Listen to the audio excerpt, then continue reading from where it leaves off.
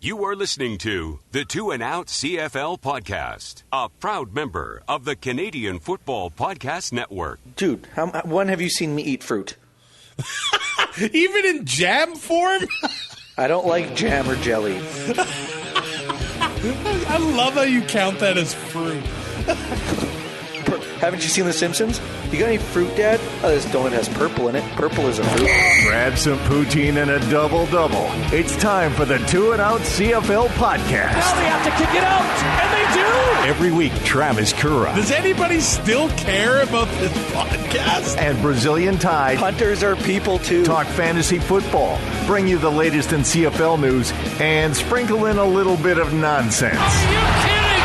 This is unbelievable! Ready, set, hunt!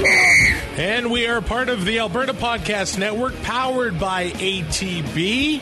I encourage you to check out albertapodcastnetwork.com/survey. Helps us improve the network. Helps us figure out what you like about the network. And then you can enter into a draw to win one of 3 cash prizes of $100.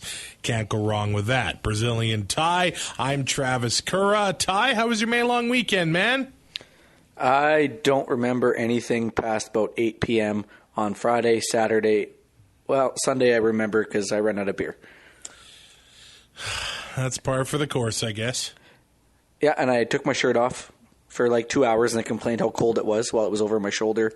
And we listened to Gloria about 50 times because we've hopped on the Blues bandwagon. Yeah, how hard are you cheering for the Blues?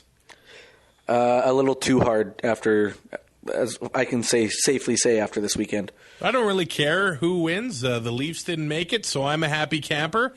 And I like the villain, so I'm a fan of Brad Marchand, and I would not be mad if he was hoisting the cup just to see all the whiners on social media. No, it would not upset me because I have 6 Bruins in my hockey draft as well. Yeah. Well, they made it all the way, so that helps you anyway. Yeah, I'm only 40 points back. Oh. Good luck, also buddy. Had 6 Flames, remember? I went on a massive road trip back home to Yorkton, Saskatchewan for the May long weekend, and my cousin lives in Theodore, introduced me to this Chinese restaurant in Kenora, which is about 25 minutes north of Yorkton, and I have to tell you, man, whoa. And I don't know what it is. What is it about small-town Saskatchewan and these amazing Chinese joints? I have no idea. There's one in Macklin that is phenomenal. When I was working down in Estevan's not like a small town, but there was a Chinese place right next to our hotel room. We ate there every second night. I don't know. It's just a staple. What's the item you can't go without? Oh, ginger beef for sure, and the dry ribs. Yeah, I have to tell you, the ginger beef that they did in Kenora was incredible. The one in Estevan was ginger chicken, and you could pick mild, medium, or hot. Oh, nice. Yeah, and so you paid for it the next day at work in the middle of a canola field. So the one in Kenora, you know how a lot of the times you get the ginger beef and it's basically pure breading? Like, what is this about beef? I love that, though. That's my favorite part. This one was actual beef. You know, the chunks of beef you get with the beef and broccoli? It was that, but thicker with the ginger sauce. Oh, I am drooling right now. I say we go on a road trip and hit up as many of these joints as we can this summer. Well, when we go for May long, do we just take the long way to Regina then? For Labor Day, we take the really long way. Or Labor Day, sorry. Yeah. Might have to book a couple days off. This will be awesome. In the Huddle with Currah and Ty on the 2 and Out podcast. Well, somehow we start every show talking about food, so that does not change anything. I guess the biggest news from this past week is that Wednesday it was announced that the CBA has officially been ratified. I believe it was 74% of CFL players voted in favor of it. So, I mean, it was a pretty good chunk of players that were okay with it. But this announcement did not come before some drama over the long weekend. And it's really hard to unpack what happened here. I was actually at this Chinese restaurant when I saw the tweet from Tony Washington saying, hey, it's official. The CFL players are actually going on strike. It looks like, from my point of view, that the owners pulled some shady dealings here. They got all the players to training camp. They put them up. They were ready to, hit the field the next day. And then they tried to go back on some of the language in the CBA. And as far as I can tell, it had to do with basically the American veteran ratio that they had put in. I don't know what was messed up about it, but some of the language in the past CBA basically allowed the owners to hold back bonuses this offseason. So good for the players for standing up and saying, hey, I know that we're here. I know we're going to have to pay for all of our lodging and our food if we're on strike, but no, you're not going back on it. We will go for the original deal, and that's what happened. But there were some tense moments Saturday night. And yeah, super shady and like an underhanded business tactic. I get it. Not going to lie, I do the same stuff in fantasy sports. I know it's hard to compare the two, but the owners are businessmen. They're trying to get the best deal for themselves as much as the players are. And like you said, they were fully prepared to strike, and the CFLPA had money set aside. I don't know how much, but to help players travel home, because on a 24-hour notice, it's really hard to get bookings, and they get more expensive. So the PA had money set aside for the players that were in training camp in case this whole deal fell through again. So it's really nice to, and like you said, 74%. It's a pretty united front. I would like to see that number a little higher. But yeah, it kind of makes the owners look a little petty. And like you say, is like the way stuff was worded and the language in it. But I totally understand. They're just trying to get the best deal. Probably not the best way to go about it by any means, but I get it from both sides. Yeah, and obviously there were some teams that weren't legally allowed to strike on the first day, but Rob Maver sent out a tweet saying to Winnipeg and Hamilton, and it was a gif of Leonardo DiCaprio. Yeah, and it looks in The Great Gatsby. Yeah, and it looks like basically the Bombers and the Ticats were going to show up and just stand tall, and they were going to do nothing. They were going to be Brazilian Ty at work. Yeah, they were going to show up to work and do nothing. So it was crazy on Saturday night with all of the misinformation or any information. It was crazy. It was coming from both sides, but I'm glad we got it figured out. A 3-year deal that is going to expire when the new CFL TV deal expires with TSN. You weren't on last week. What overall did you think about the CBA? I don't know about this whole American veteran ratio thing. I almost feel like it's going to create another artificial cap. I do get why. I think it's going to be another step towards them lowering the Canadian ratio as well, which I don't think anybody really wants to see. But the owners now being on the hook for medical and stuff like that is something that needed to happen. I don't think this was going to be ratified without that happening. So I think that's a huge step for the PA. And like I said, 74%. We're going to have football, and in the long term, I think that's a benefit, because a year off or a labor stoppage where we have a shortened season isn't going to benefit anybody. Yeah, I've thought a lot about that American ratio, and I started thinking, what teams don't have that many vets anyway? It just kind of seemed a bit like lip service a little bit.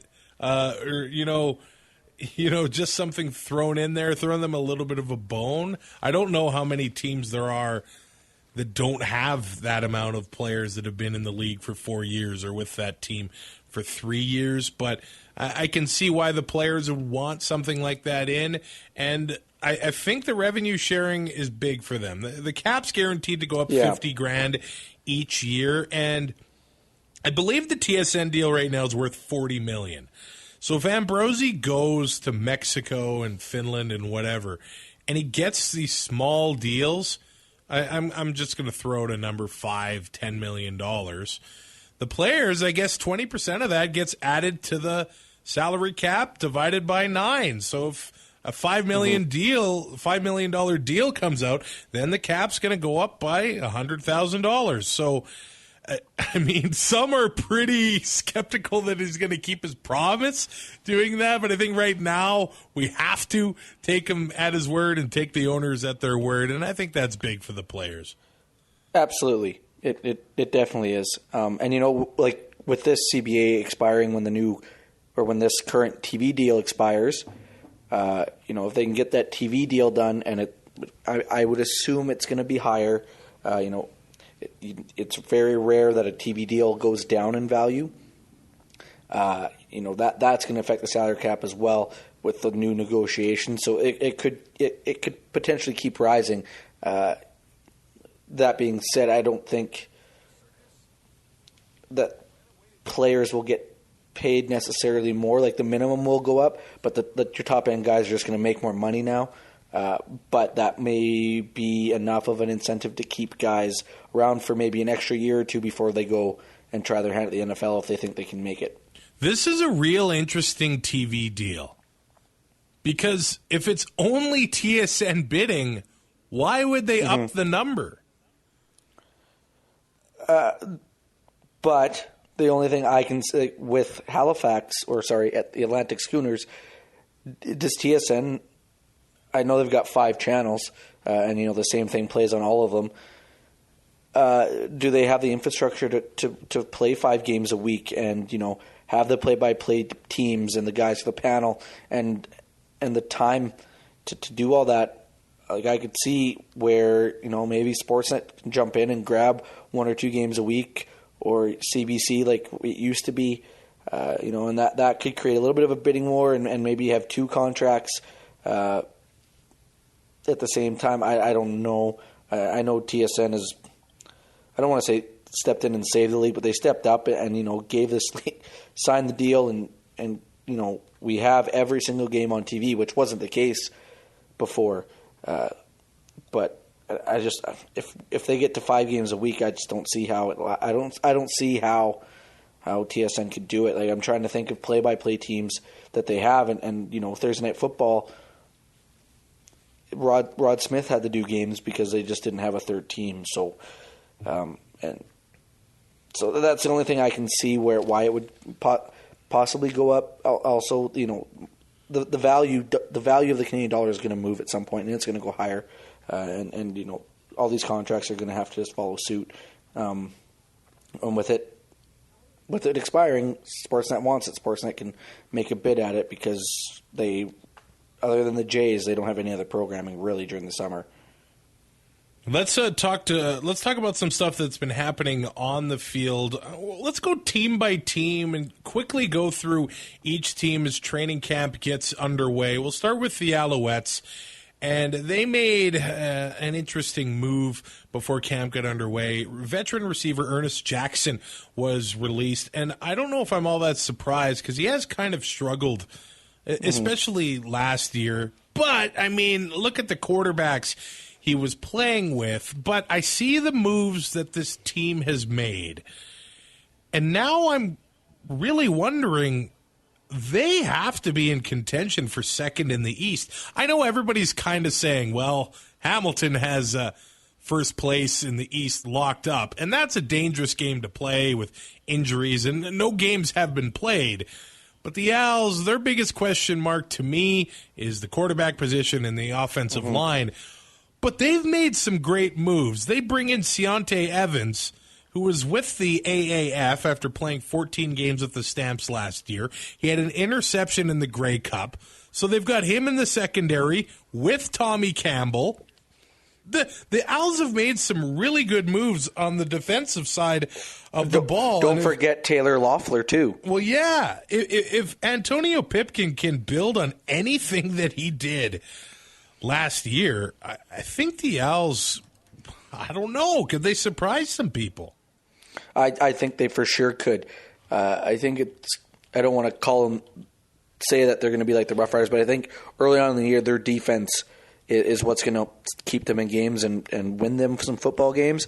And if Pipkin, like you said, can build on what he did last year and turn into a number one quarterback in the CFL, and the offense catches up, they could potentially catch Hamilton and be in a battle for first, late in the year, and definitely I think they are for sure in contention for second with Toronto. They've got Jeremiah Johnson there and William Stanback, who I think is poised for a breakout season. But they have some young receivers as well. B.J. Cunningham is still there, T.J. Graham, Malcolm Carter, and DeVere Posey signed there as well. And you know what? They drafted some talent. The Alouettes are going to be an interesting team to watch this year. I really just hope that the off-the-field stuff doesn't create a bunch of distractions there.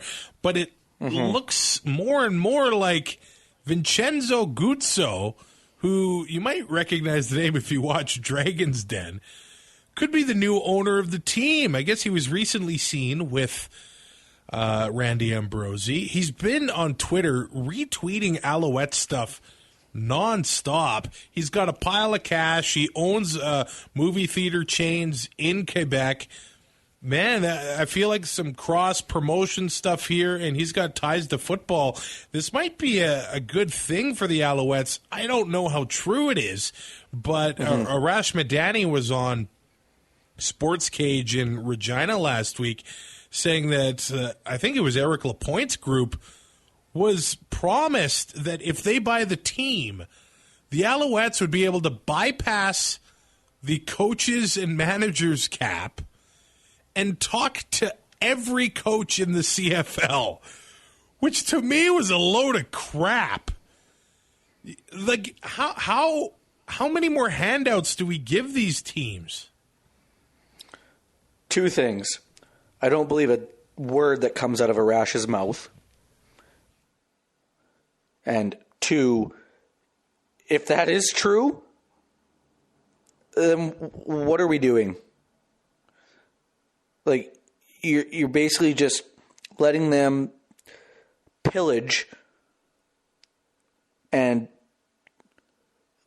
rest of the league and create a coaching staff and get basically, like you said, a handout and kind of whatever they want. But is Lapointe going to keep Ed Hervey there? Because if he does, or not Ed Hervey, sorry, Kavis Reed. So let's say, best case scenario, the Lapointe group gets the team. They get all of these concessions from the league to do what they want, but they leave Kavis Reed in power. They're going to be right back here in 2 years anyway. It was just a bizarre scenario. I don't know where that would come from. But, I mean, the Bombers deny the Riders a chance to talk to Paul LaPolice by going through the legal channels, if you want to call it that. But the Owls would just be allowed to that. I don't see that going through without having a vote on it. Yeah.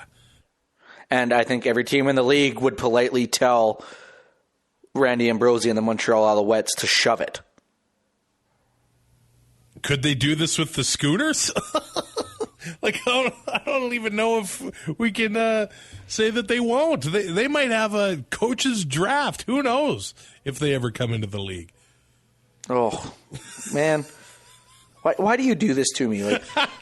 Some people just like to watch the world burn.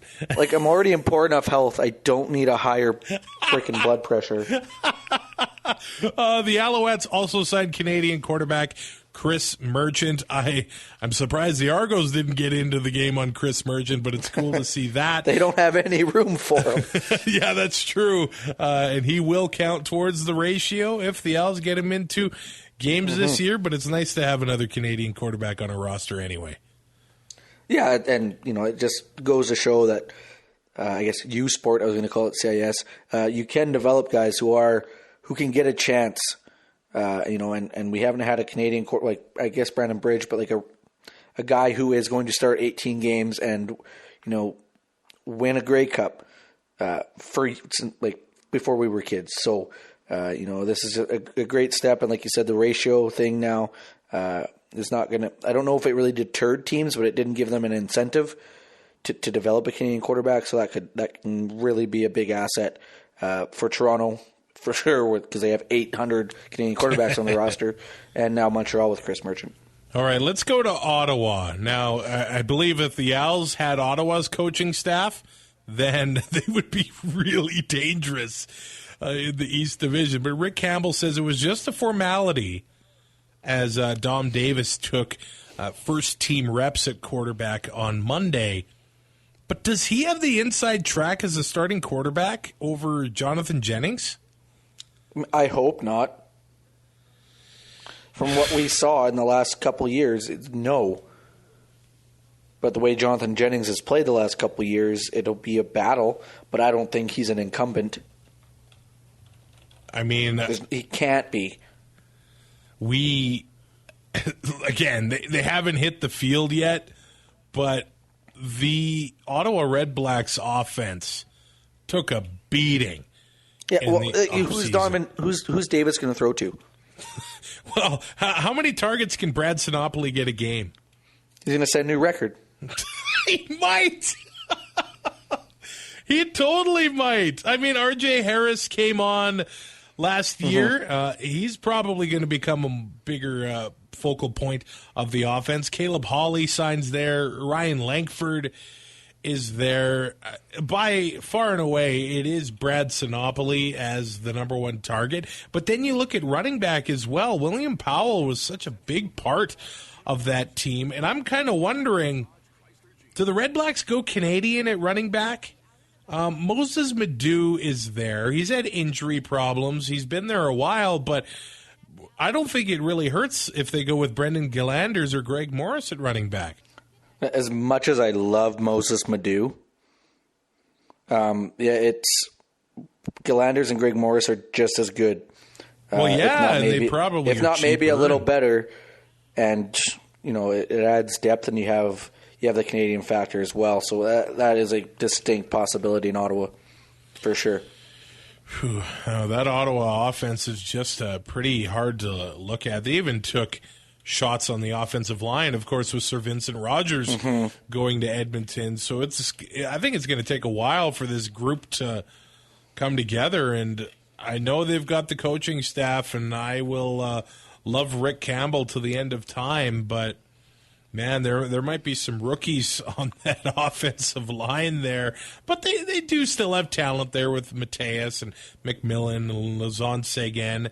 But Evan Johnson might step in, and they drafted the rookie Alex Fontana. I just remember last year when the Saskatchewan Roughriders defensive line was just crushing everyone, and then the Red Blacks were able to limit Jefferson and Hughes when they rolled into Ottawa. So you never know. The offensive line might be able to surprise people this year. And like you said, they're going to have their rookie growing pains. But with this coaching staff, that Ottawa is just, I don't know what it is, but they find these guys. They're almost like Calgary, and I'm not saying that they're as good as Calgary because I don't think they are. But the coaching staff they have in Ottawa is so good that it seems like the rookie growing pains are minimal, and they find guys and they create a system that works for the players they have on that offensive line. And like you said, they shut down Jefferson and Hughes last year, which almost nobody could do. And, that's just going to help these kids grow. And they still have a couple vets in there that'll help out too. So I just don't – I honestly don't see them competing for a playoff spot, but I don't think it'll be 3, 4, 5 year kind of thing. I think it's just going to be this year is going to be getting the experience, and then with the coaching staff, if they're able to keep it together, they'll be back in the hunt next year. We'll see some new names on the defensive line, but at least the secondary there's a lot going on from last year, and they bring in Chris Randall too. So Jonathan Rose is there, and Sherrod Baltimore and things like that. So the secondary should be okay, but a lot of other positions still need to be figured out in Ottawa. Let's go to Toronto, a team that has made a lot of moves this offseason, and they kind of surprised me by releasing two veterans. Bear Woods being gone means there's going to be a battle at linebacker in Toronto. I know I love Bear Woods, but the injury issues have not been kind to him. And they also let go 11-year veteran right tackle Chris Van Zyl. 2 Grey Cups with the Toronto Argonauts. And they ended up releasing him and signs with the team we're going to talk about next. But they make some signings as well. So maybe they wanted to get a little bit cheaper. They bring in Josiah St. John, former number 1 overall pick with the Saskatchewan Roughriders, who last year performed well. But I guess his agent, Jonathan Hardaway, wanted proven starter money in the offseason. The Riders didn't want to give it to him. Toronto is willing to take a chance on him. They signed kicker Tyler Krapina, who was let go by the Riders after Lowthers, rise last year. They've signed defensive lineman Freddie Bishop III, who was in the CFL with Calgary and had just spent 3 years with the New York Jets. And they've announced James Franklin as their starting quarterback going into the season. And I know there was a lot of drama surrounding that position last year after Ricky Ray went down. So that's got to be big for the young pivot. It's huge. You come into camp as a starter, you're getting number 1 reps. You're getting the majority of the reps, and with the number 1 unit, and create that. What's the word I'm looking for here? Chemistry. Boom, got it. You create that chemistry early on in camp, and he's got Darrell Walker there, who he was with in Edmonton. They already kind of know each other. So if they can get off on the right foot and then get a good start early in the season, we could be looking at an East Division that isn't going to be complete. I don't want to say garbage because that's kind of mean, but that hasn't been up to par with the West Division the last couple of years. They made a lot of signings. Kevin Fogg is now there. Toby Antiga is in Toronto. Yeah. So if they can bring these guys together, maybe it actually is a 3-team race in the Eastern Division. I know they got Sean Lemon back and Cleon Lang, so they've got some players that can make and Micah Awe. I mean, the defense was brutal last year. Now they've got some hard hitters that will make you pay. But I mean, Toronto, Montreal, Hamilton. There, I don't want to write off Ottawa, but there might be some nice competition this year in the East. And don't write off the special teams either. They lost 3 games in 4 weeks on missed kicks. Yeah. Kevin Fogg can flip your field position on returns. So, you take a look at that, and Toronto's all of a sudden in a playoff spot last year. So, these little moves, I know signing a kicker doesn't seem like that big of a deal, but when you look at what happened last year and some of the way they lost games, and it's like the games they shouldn't have lost. All these little signings and adding guys here and just filling a little hole here has really looks like it's going to be very beneficial for the Argos. Let's go to Hamilton, who end up signing Chris Van Zyl through 2020. I liked Simone Lawrence welcoming him to Hamilton. These guys have played against each other for a while with a box of Timbits. That'll go a long way to repairing that relationship with the big guy. Depends on what kind they were. Well, do you go for the jam-filled ones? Because I'm not a fan of those. No, dude. When have you seen me eat fruit? Even in jam form? I don't like jam or jelly. I love how you count that as fruit. Haven't you seen The Simpsons? You got any fruit, Dad? Oh, this donut has purple in it. Purple is a fruit. Kate, honest, when's the last time you had some fruit? Oh. This is scary. About 3 weeks ago, I think I had an apple. Okay, I had some apple pie over the weekend. I had some sweet and sour sauce, which has pineapples in it, so I'm counting it. Yeah, we didn't take any fruit to the lake. Ty's like, I had a fruit roll-up when I was 9. Oh, actually, we had fruit roll-ups on the quad trail. There you go. And Teddy Grahams. Okay, more about Hamilton. We talked about Ottawa possibly going Canadian at running back. Mm-hmm. Maybe that's where the Ticats are going. We talked to Marshall Ferguson about this a few weeks ago, and I know they have Cam Marshall, but defensive back Jackson Bennett has changed positions to running back. They have Sean Thomas Erlington. They drafted Malik Irons as well.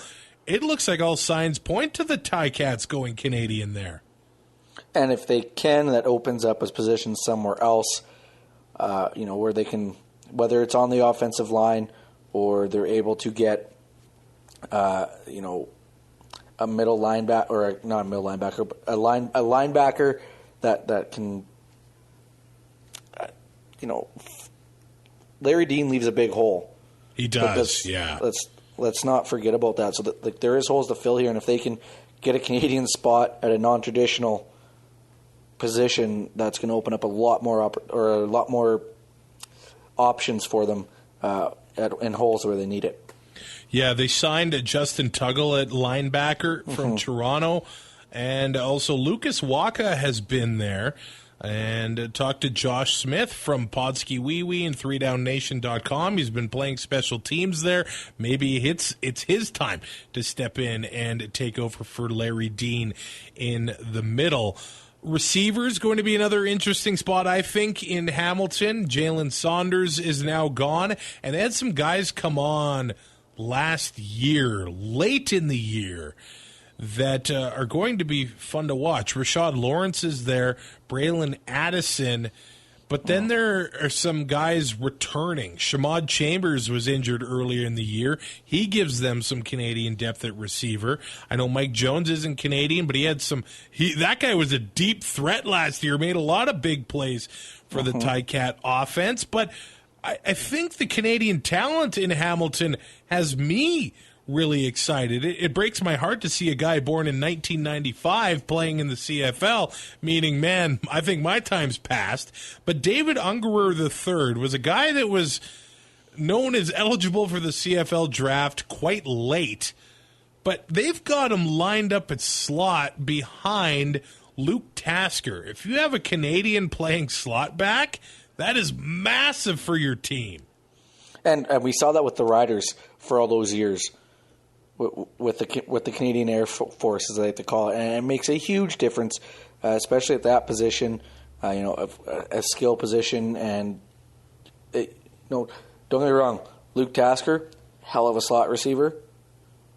But if he does get hurt, Unger can come in, and they're going to be able to find a position where they're going to have. It's kind of like a weird depth to have a national behind.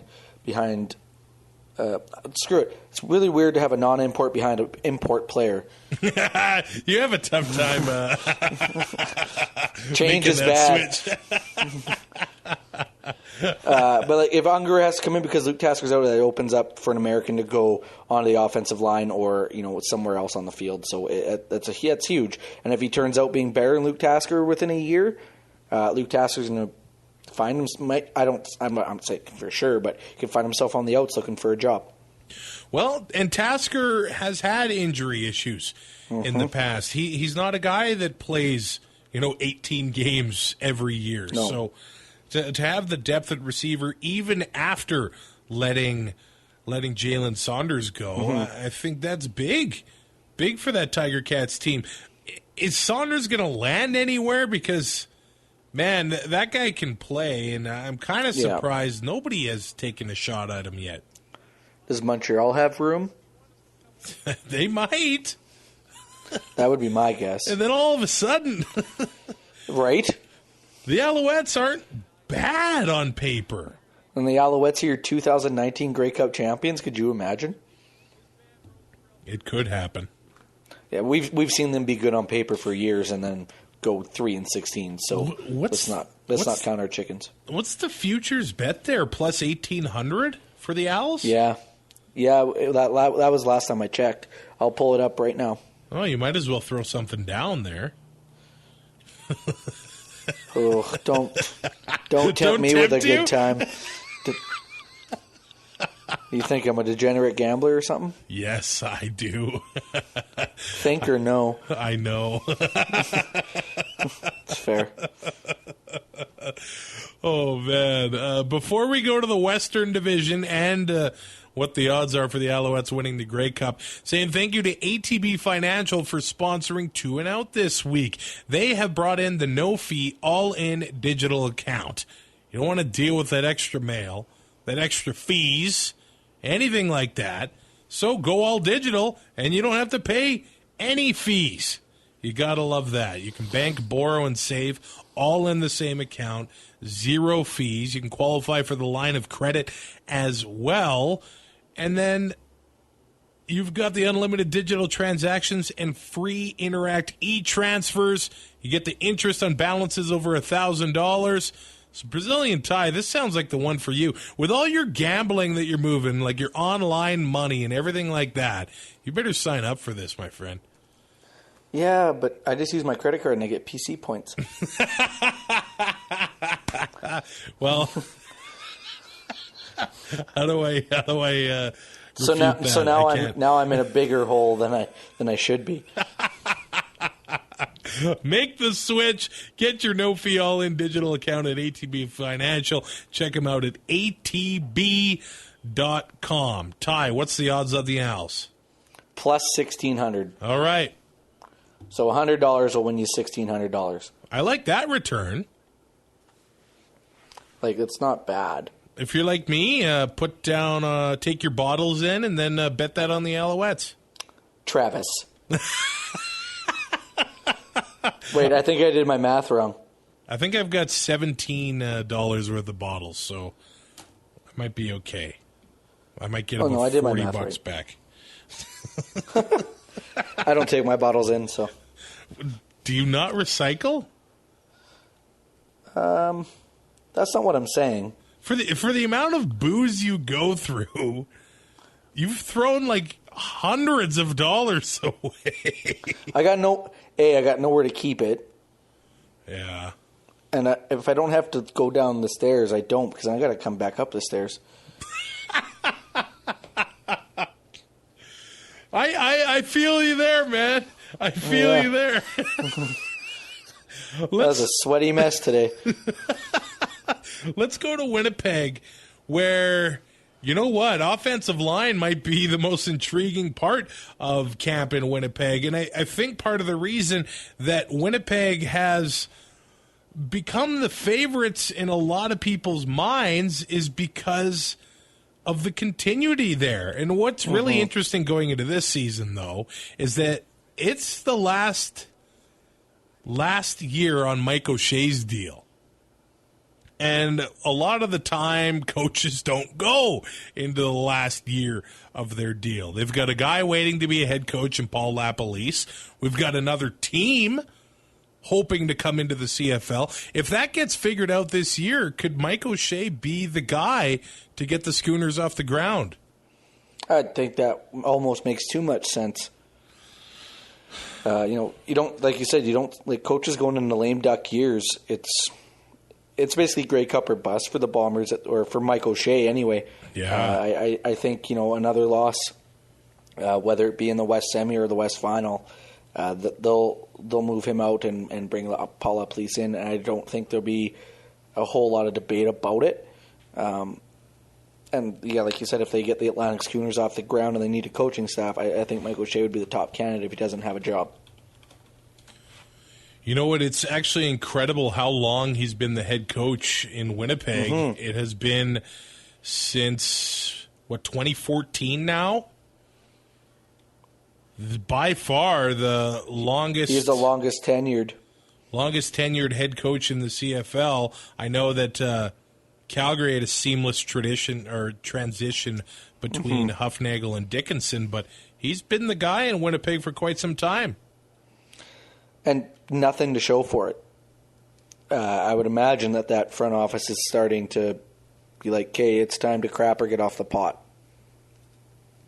And I'm not saying it's all on Mike O'Shea. Like, you know, the GM has to take some blame for putting the roster together, but you know, when it comes down to it, it'll be Mike O'Shea that'll be the GOAT, and you know, Kyle Walters will keep his job for an extra couple of years before he has to make another change. You get to fire one coach. Yeah. In basically any sport, you get to fire one coach as your saving grace. So if they don't win this year, even if they got to make the Grey Cup, I don't think they got to win it. But if they can make the Grey Cup and you know it's another step, it's some improvement, I think he's got a chance of staying. But if they don't, I think he's out the door.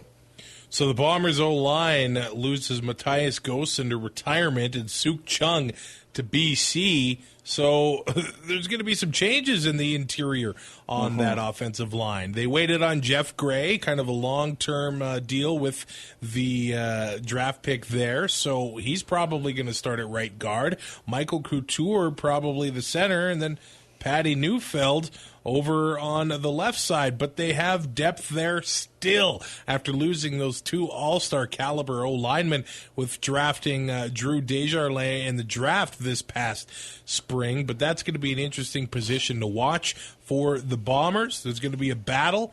Linebacker for Jovan Santos Knox's position, who is off to Edmonton. And how big is that signing of Chris Matthews opposite of Darvin Adams? All of a sudden, the Bombers have two big-bodied receivers for Matt Nichols. You have to assume he's happy with that. If he's not, he's got some issues. Yeah, it looks like Canberell Tompkins hasn't reported to camp, so there's kind of a battle going on for the fifth receiver spot in Winnipeg as well. Rasheed Bailey so far has been the guy with the inside track to that position. He was actually on BC's practice squad in 2015, and he was a part of Carolina's final cuts last August, so we'll see what he does when we're at game speed for preseason games next week. Yeah, and Kimbrel Tompkins was a serviceable receiver. Yeah. He never really had that, where he would be a monster for a stretch. But if they can, figure out the O-line, you got to keep Matt Nichols upright. I think is number one, because with Chris Matthews and Darvin Adams, you need Matt Nichols healthy to get them the ball. And that all starts with your O-line. And we say it week in and week out. You lose a line battle, and it's really hard to win a football game. And I get that, it's like you said, continuity has been huge, but things are going to turn over at some point, so we have to see how Boomers are going to handle it. And by the looks of it on paper, and you look at how they drafted it, they should be okay. Another team that needs to keep their quarterback healthy, I mean, the Bombers at least have Strevler to back up Matt Nichols, but the Riders behind Zach Collaros, it is looking pretty grim. I know there is Cody Fajardo and there's David Watford, but Collaros is going to be the guy that gives them the best chance to win. So the offensive line battle in Saskatchewan is another place where it is wide open. Dan Clark is not there yet. He's had the car accident there, and apparently he's okay. They do want to make sure he is 100% before they get him back onto the field. So it looks like Labatt has been taking the snaps at center there, but they've got a new rookie coming in. He was with the NFL a little bit. Dakota Shepley there. Thaddeus Coleman is there. And it looks like him and Labatt are the only two guys that are guaranteed a spot on the offensive line. I don't want to say guaranteed, but it'd be pretty tough for Labatt or Thaddeus Coleman to lose their positions on the O-line. But there's a lot of bodies playing for only a few spots in Saskatchewan. And maybe, just maybe, they might be able to dress more than 6 offensive linemen if they have this many in camp. It's possible. Because they don't have Eddie Steele anymore. So, yeah. That I know that it didn't really come back to bite them in the ass that much, but it's still, it's just a sticking point with me. Like, you talk about depth, and we talk about it all the time, and how deep some of these teams are. I just didn't understand how you only draft when guys are going in and out as much as they were last year. It's so easy to get an ankle rolled on. You're kind of playing with fire to not have guys dressed, but competition in camp is really good regardless of who it is. It makes guys step up and play better and perform better in front of the coaching staff. So if they can find the right mix, and if Dan Clark's okay, the O-line should be okay. And like I said, Dakota Shepley, when they drafted him a couple years ago, we kind of knew he wasn't going to come to the CFL right away, but we also kind of knew that he was that good. So here's hoping. Receiver spot's going to be interesting as well. The new Canadians have kind of been banged up. Picton has been hurt. Justin McInnes, Braden Lenius has been hurt. I think we're going to be watching KD Cannon and Kyron Moore make some plays this year. But I do want to shout out to Manny Arsenault. What an absolute monster. He had a ACL injury in August, and he's been at camp making plays. Most guys are out for at least a year after that. That is insane. Like, I play 2 games of slow pitch on a Saturday, and I'm out till Tuesday. Yeah. Right? Like, it just shows his work ethic. absolutely. It's off the charts there. And commitment to his rehab, obviously, too. To go through torn ACL and go through the surgery and then rehab, and you got to make sure you're diligent on it, not overworking it, and making sure you're doing all the right things. And I don't want to say that it's a built-in excuse, but I don't foresee a good 9 weeks for Manny Arsenault, opening 9 weeks, as per usual. A couple touchdowns here and there, but I wouldn't expect much with a torn ACL 9 months ago? It's a little crazy. It looks like Jamal Morrow is a name at running back that has been impressing early on. He went to Washington State University. Maybe he is the backup behind William Powell to start the season. And we talked about quarterback controversies in Toronto and maybe how that will help James Franklin. It's got to help a guy like Zach Collaros, who they did not name the starting quarterback until basically the last minute. A lot wanted Brandon Bridge to be the guy, and then he ended up getting hurt in a preseason game, and that position was kind of a mess last year. He comes in knowing he is the guy, and he has to be the guy for the Rough Riders if they want a playoff spot in the West Division. So maybe that's got to help his psyche as well. I think it absolutely helps him mentally, but we cannot have a repeat of last year with the injuries. When he went down in week 2 with the concussion, we kind of knew that the defense is really going to have to step up. And, with the additions they made on the defensive side of the ball, the defense doesn't worry me as much as I thought it would. Zach Collaros being behind center worries me because he has not been the same since his injury in 2015 or 2014. And he has not been the guy that has scrambled and ran for big plays and made plays with his feet and thrown on the run. It seems like he's tentative and he's not the same quarterback. And if he can find trust in his O-line and the O-line can protect him and he can become that pocket passer that he needs to be, and he can still run and escape trouble. We've seen it. If they can protect him, then he should have a good year. The only thing I'm worried about is the injuries. Let's talk about Calgary now, who ended up releasing running back Romar Morris. If you played fantasy last year, you know that he had some monster games late in the season. He did suffer an Achilles injury late last year. The Stamps are going to be rehabbing him. Maybe he'll be able to join the team later on. But Kadeem Carey was with the Chicago Bears of the NFL, and now he is in Calgary, and he has been fun to watch. So, I mean, the three-headed monster might continue at running back for the Stampeders with Don Jackson, Terry Williams, and now Kadeem Carey. It looks like the Stamps could go all-Canadian at defensive tackle, and overall, the defense is going to be the spot that's going to have the most turnover for the Stampeders. They lost some horses on the defensive line. At linebacker, they lost Alex Singleton, so that'll be a position to watch. Lamar Durant has gone on offense. Richard Sindani has been, making some plays at camp, but maybe two guys we need to watch.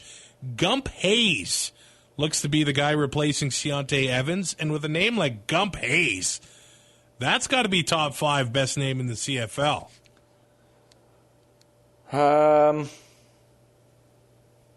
Yeah, Currently, I would have to concede that. Currently, yes, for sure. Yeah, I'll give you that one. Looks like Deshaun Amos will be one to watch at halfback as well, taking over for Emmanuel Davis. Up the QE2 to Edmonton. The Eskimos bring back Martese Jackson. I don't know why, but the return game has just been a black hole for the Edmonton Eskimos, basically since Gizmo's been gone. That is an understatement. Jackson made some plays last year, but, I mean, if the schemes aren't there, it's not going to help anything. No, that's 100%. If you don't have your blocking schemes down pat and the personnel to run them, it really doesn't matter who your return guy is. It's going to be really hard to break the big one. They make some releases as well. Mason Woods, offensive lineman, that was a part of the James Franklin trade. Defensive tackle Mikhail Brooks is gone. And at wide side linebacker Adam Konar is gone. But that's kind of expected because of the linebackers they brought in Larry Dean, Don Unamba, and also Javon Santos-Knox. I would say receiver might be an interesting spot to watch in Edmonton. Tavares Daniels and Greg Ellingson, they're going to be starting. Ricky Collins probably is going to start there as well. But what about the other two receivers in Edmonton? That will be an interesting battle as we move through camp, because there are a lot of guys that come in Eskimos. There are a lot of guys that come in Edmonton. There's another guy, Bryce Bobo. That might be another one that is in the running for best name in the CFL. But there's some vets there. Kenny Stafford, Kevin Elliott, and the new Canadian that came back from the NFL after a few years, Tavon Smith. So Edmonton still has depth and options at receiver despite all of the losses. It's crazy. It's absolutely insane. That being said, after Greg Ellingson and Tavares Daniels and Ricky Collins, you don't need to have, quote-unquote, the playmaker, right? You don't need to have the guy that's going to break huge plays. Ellingson, Collins, and Daniels should attract enough attention themselves that whoever they put in that spot, should have some opportunity to draw weaker coverages or weaker corners and make some plays and become, I don't want to call them possession receiver, but like a safety valve for Trevor Harris. The guys that they have there, Matea J has been there. He's finally starting to get some snaps, and a guy like Kevin Elliott and Kenny Stafford. Don't forget Anthony Parker. Yeah, is there there's going to be competition for those 4 and 5 spots, and they'll probably have, and then they'll have the practice roster. They're going to be deep at receiver, and it just seems to be the story in Edmonton the last couple of years. If you were wondering about Bryant Mitchell, he ends up getting released by the Arizona Cardinals, but was signed by the Tampa Bay Buccaneers, so it might be some time, if ever, we see him back in the CFL. So he goes from one team with no quarterback to another team with no quarterback, so that should bode well for a wide receiver. We go now to the West Coast. The BC Lions, who over the last week have signed Adam Konar, so he's probably going to be starting on the defense for the Lions, who their linebacking core took some hits in the offseason. They bring in offensive lineman Brett Boyko, who the Lions have been waiting on for a long time. He was spending some time in the National Football League, so I'm sure Mike Riley is going to be happy to see him back there, but he was drafted by the Lions. Holy man, that was 2015 now.